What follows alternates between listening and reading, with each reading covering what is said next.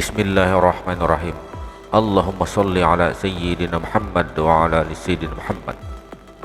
Nur Muhammad, itulah asal segala kejadian. Bahwa Nabi Muhammad itu terjadi atas dua rupa. Rupa yang qadim dan rupa yang ajali. Pertama, dialah yang telah terjadi sebelum terjadinya seluruh yang ada di alam ini. Daripadanya diserahi ilmu. Yang kedua, ialah rupa sebagai manusia, sebagai seorang rasul dan nabi yang diutus Tuhan. Rupa sebagai manusia itu menempuh maut, tetapi rupanya yang qadim tetap ada meliputi alam ini. Maka dari itu, nur rupanya yang qadim itulah diambil segala nur buat menciptakan segala nabi-nabi dan rasul-rasul dan aulia-aulia. Cahaya segala kenabian daripada nur akan menyata, dan cahaya mereka daripada cahayanya. Tidaklah ada suatu cahaya yang bercahaya dan lebihnya yang lebih qadim dari cahaya yang qadim itu, yang mendahului cahaya beliau yang mulia. Kehendaknya mendahului segala kehendak, wujudnya mendahului segala yang adam, namanya mendahului akan kalamnya sendiri, karena dia telah terjadi sebelum terjadi apa yang terjadi sekarang ini. Lautan ilmunya di atas megah mengguruh, di bawah kilat menyinar dan memancar, menurunkan hujan dan memberikan kesuburan. Segala ilmu adalah setetes dari air lautan. Segala hikmat hanyalah satu piala dari sungainya. Seluruh zaman hanyalah satu saat kecil dari masanya yang jauh. Dalam hal kejadian, dialah yang awal. Dalam hal kenabian, dialah yang akhir. Al-Haq adalah dengan dia, dan dengan dia jualah hakikat. Dia yang pertama dalam hubungan, dia yang akhir dalam kenabian, dia yang batin dalam hakikat, dan dialah yang zahir dalam ma'rifat. Kemudian ini adalah tentang anasir.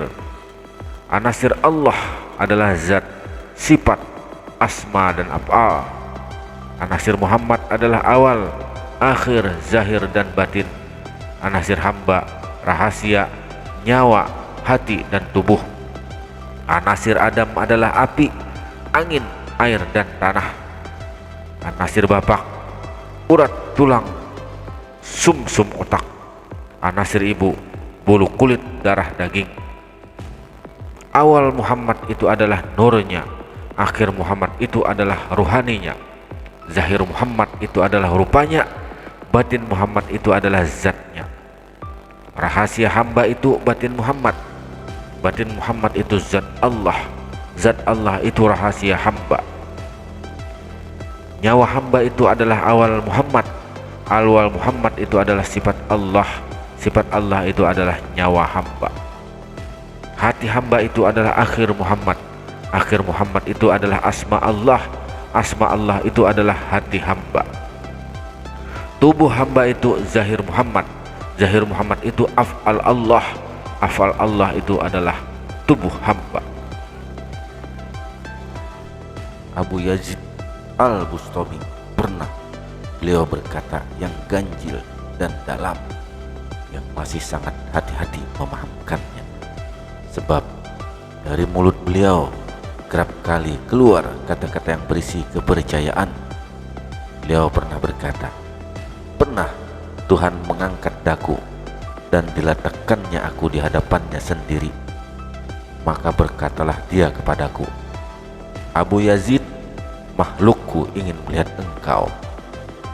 Lalu aku berkata, hiasilah aku dengan wahdaniyatmu, pakaikanlah kepadaku keakuanmu, angkatlah aku ke dalam kesatuanmu, sehingga apabila makhluk melihat daku, mereka akan berkata, kami telah melihat engkau, maka engkaulah itu dan aku tidak ada di sana. Pada akhirnya beliau berkata, demi sadarlah aku dan tahulah aku bahwa sesungguhnya itu sama sekali hanyalah khayalan belaka.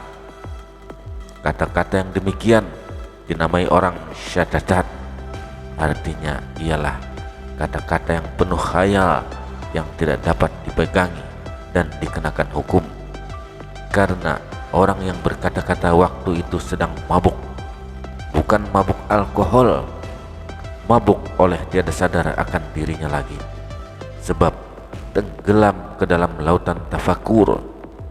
Sebab itu menurut pengamatan beliaulah yang mula-mula sekali menciptakan suatu istilah paham tasawuf bernama as-sakar, artinya mabuk, al-syik artinya rindu dendam. Yahya bin Ma'as pernah mengirim surat kepada Abu Yazid al-Bustami bahwasanya dia sudah mabuk oleh karena terlalu banyak meminum khamar cinta. Maka Abu Yazid membalas surat tersebut, orang lain pun telah meminum air demikian sepenuh lautan dan bumi, tetapi dia belum juga merasa puas.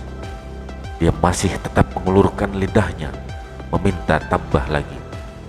Tentu yang beliau maksud dengan orang lain itu ialah dirinya sendiri. Disinilah masuknya pelajaran Rabi'atul Adawiyah. Cinta sejati tidak mengenal hitung-hitungan. Kalau masih ada rasa bahwa aku adalah aku dan engkau adalah engkau, belumlah sampai kepada inti cinta.